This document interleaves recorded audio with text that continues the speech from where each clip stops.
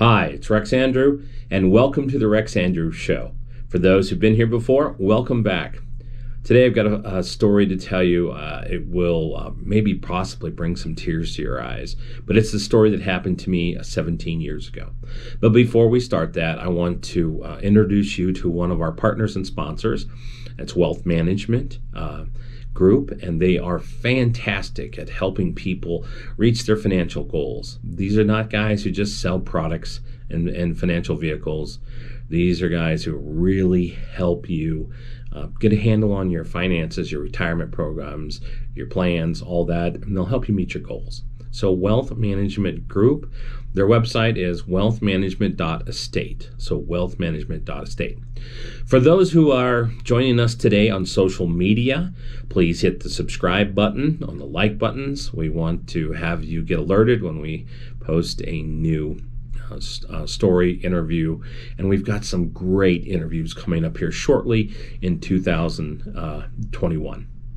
So anyway, let's talk about this. It happened 17 years ago, back in December, the week between Christmas and New Year's. My grandfather, Leo Nollet, had just passed away, and we had been over in Utah. So my family had been with me and been over in Utah. And I always remember the date of this because my youngest son, Alec, was 3 years old.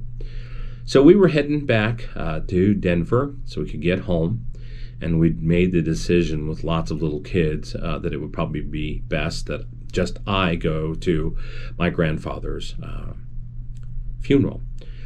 So we were heading east, and we had made it down to I-70, and the long run from Green River, Utah, all the way into Denver, which is approximately about 350 miles to get home. So we were heading east on I-70, and at that time we were driving a Suburban, 5 kids. That's, the vehicle to have. So we were heading east, and about Big Thompson, my youngest son, Alec, got sick, and he was throwing up in his car seat.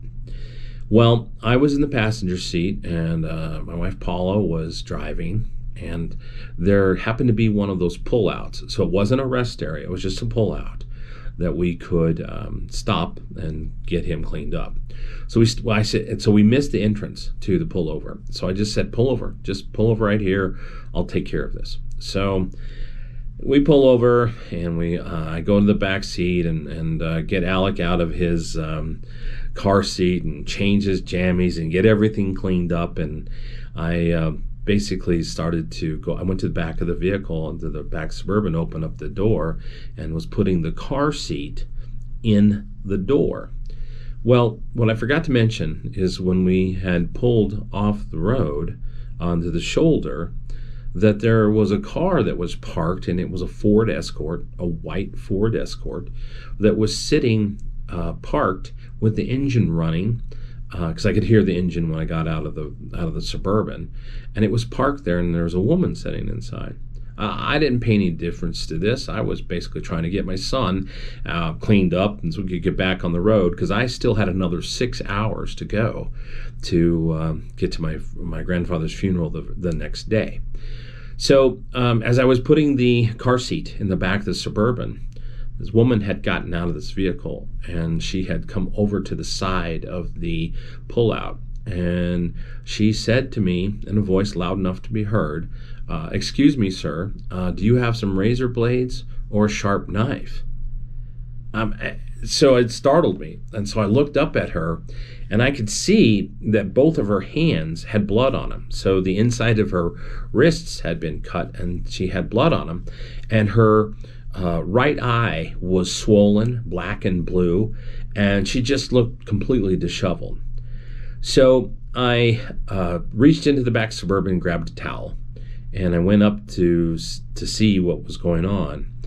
And oh my goodness, she had a rag in her right hand that was completely bloody. Her hand was dripping blood from the cuts that she had on her wrist, but her cuts on her wrists were not so bad that she was bleeding profusely. It's like she sort of tried to commit suicide, but not very good at that. Well, it was spitting snow, and again, this is late December, and we were headed eastbound, and the wind was blowing, and so I asked her, "What happened to you? I mean, did someone do this?" Because with my dad being a policeman, generally, what happens in most cases, it's somebody who is a domestic issue. So I went to her and I said, "Well, listen, let's get back in your car so we can get in and out of the weather here, and let's get this sorted out." Well, in the meantime, I'm looking around, trying to be the observant cop's son and looking at the whole landscape there, and I didn't see anybody. If you've ever been out in this area of Utah, in the Great Colorado Basin, you can go for 100 miles without seeing anything out there. And so it's barren desert land. And I didn't see anybody, not a soul. So I didn't find anybody that would be a suspect at this point in time. So I kept asking this, who did this to you? Are you okay? Who hurt you? Are they around here? And she was sort of disoriented. So I opened up the car door for her to get into the car, and as I opened up the car door, I could see blood smears all over the inside of the cabin of the car, on the steering wheel, on the seat, on the dash, and right below the door, at the edge of the car, there was a broken Corona bottle. So I had her sit down in the car, and I could see in the back seat there was a car seat, and there was a toddler that was in the car seat, and she was covered by a coat. Feet, no socks, just feet hanging out, arms hanging out, just underneath this coat. And I thought it was kind of a odd position for the kid, but I didn't really think about it that much. So I'm talking to her, and I had a towel, and I'm trying to help her get cleaned up and things like this, and still looking around to see if someone was going to come and beat the crap out of me or shoot me or something. And she finally came to some points of clarity, and man, I'm looking around this whole thing, a bloody cabin of a car, a child in a car seat, she's all beat up and stuff, and she started to come to the point where she was a little bit of clarity, and she said, "Well, I've got to get out of here. I need to get to Moab," because we were literally just a few miles away from the turnoff to head south to go to Moab. So she said, "I've got to get out of here. I've got to go." And the thought that came to my mind immediately, she'd already tried to kill herself, obviously, tried to slit her wrists, asking me for razor blades or a sharp knife. The broken Corona bottle next there, and then the blood in the car. So I'm like, this is not a good situation. So I couldn't, in my mind, let her get away. Because in Utah, there on I-70, it happens sometimes where people will fall asleep and they'll go into the median and come head on to another vehicle. So the thought that came to my mind immediately was, well, she's going to use the car as a weapon because she's tried everything else to kill herself. So I couldn't let this happen, and I was trying to figure this out. So this was a Ford Escort, and those, it only had one door, so it was door, and you had to push the seat back to get to the back seat. Well, I decided I needed to distract her, and being sort of observant, her eye was swollen shut, and there was blood that was actually coming out of her eye, just a little bit, kind of a trickle. So I knew she couldn't see out of her right eye, and I needed to disable the vehicle and get the car, get the keys out of the ignition, and get them away from her. So I decided to cause a distraction. So I looked across the seat, and there was a pocket knife. There was a Swiss pocket knife, and it was nothing more than about a 3-inch blade and that kind of stuff. So one of the, the camping, pocket knives you give to a kid. And I said, "Is that yours on the seat over there?" And I pointed, knowing that she would have to turn her whole head to see it because her right eye was swollen shut. So she turns her head, and I made a jump for the keys. So I reach in there. Well, this is a Ford Escort, and my girlfriend in college had one of these. Well, it had one of those buttons that you had to press to get the keys out. So I'm trying to get the keys out, and I'm not figuring this out. I'm twisting it back and forth, and the engine's starting and stopping kind of thing, and I'm just trying to get the keys out. And so she starts trying to stop me from doing this. So I elbowed her in the head just to get her off of me, and I figured out that I needed to push the button under there because I felt it. So I got the keys from her, and I thought, okay, great. I've got her disabled. This is, she's not going to go anywhere. And so I left her there, and I went down to the Suburban to tell my wife to call call 911. We luckily had cell coverage out there, so she did that. I was telling her what mile marker, and my kids, all 5 of my kids, are basically staring up at the window out the Suburban, watching this all unfold. So I went back up to there, and she was sitting in the car, and then I had to I just had this feeling that there's something evil going on here. So I asked her about her baby, and I said, "Is your baby okay?" And she says, "Oh, she's just sleeping." And I said, "Can you show me she's okay? I'm kind of concerned. It's kind of cold out here," because she had her feet out, and so she pulled the coat back a little bit and ran her finger through the baby's hair. Little blonde girl, about 2.5 years old, and the baby didn't stir. Now, being a parent of 5 kids, I knew that if you touch a child while they're sleeping, they may not wake up, but they're going to stir a little bit. Well, the baby didn't stir. And I kept asking her, "Is your baby okay? Is there, did anybody hurt her?" And those types of things. And so she's kind of freaking out. So I decided to look around a little further to see if somebody was there. And when I left and came back and walked around, I didn't go more than about 30 feet in any directions. I was looking for footprints and the mild snow that was there. I was looking for anything that could have tipped me off to the situation. Again, playing, the son of a cop kind of thing. Well, when I come back around, she had gotten out of the car, and she was underneath the car fishing. Well, she had fished and found a hide-a-key. So she gets the hide-a-key, and she's trying to get back in the car to leave. I'm like, well, what am I going to do? I can't let her leave. So literally, I had to wrestle her to the ground and take the keys from her. And all I could think about is my poor kids sitting there in the Suburban watching Dad wrestle this lady to the pavement. And she was a tall girl. I bet she was probably 5'9". She was fairly stout. So me being an ex-football player and weightlifter, I was able to take care of her, but it was a wrestling match to get those keys out of her hand. So anyway, it's been about a half hour. This whole thing's evolving, and I knew that there was issues there. So she sat down, kind of crumpled by the driver's side front tire, and just leaned back against the tire because she was defeated because I had both sets of her keys. I stuck them in my pockets. So I ran back down to the Suburban while she was sitting there, and I decided that I needed to find out how long it was till the authorities were going to get there. So I talked to Paula. She had dispatch on the line, and they were still like 30 minutes out. And I'm sure that the Highway Patrol, they were coming from Green River or someplace. I mean, they had to have been rolling to try to get there because we let them know that there would potentially be some issues here. So I went back up to the car, and she's still sitting there. So I decide I got to check out the child. So I went up there, and I pulled the coat back and touched the baby's arm, and it was cold. And just the chills ran up my spine. I mean, here's this little girl who was dead in the backseat of the car. So now it was a situation where someone who was just distraught and had tried to hurt herself, but now it was a situation where there's a dead person there.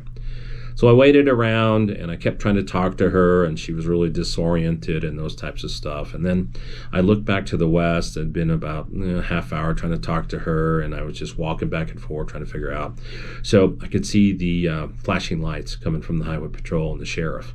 So I kind of jogged back down the parking area so I could talk to the police officer before I got there. So I told the police officer that there was the child was dead, and that I had got her keys, and I was worried that she was going to get away and that kinds of stuff. So he pulls up behind her and talks to her for a minute, gets her wallet from her. Then he goes back and he opens the car door on the passenger side, touches the baby, realizes she's cold, and he's like, damn it, he's cussing and that kind of stuff. So then he's radioing in for help. And well, it turns out about Oh, there was 2 sheriff cars that came, an ambulance. I mean, there's quite a bit of rescue equipment. Again, this was coming out of Moab at this point in time. So we sat there, and they wouldn't let us leave. They had to take statements. So both myself and Paula, obviously not interviewing the kids, but they took statements from us, and they separated us. Well, we were the only people on site. I mean, there was occasional traffic that was passing on I-70, but we were the only ones there. So we were the witnesses. Well, anyway, after about an hour, they let us go. We were heading home, and we were freaked out because I just had detained this lady that admitted that she had strangled her daughter on the scene. She told the police that. And I was like, oh my goodness, what are we, so we knew that. So we left, and we're heading home. We got to Denver, and it was about 6 o'clock after all these delays, 6 p.m.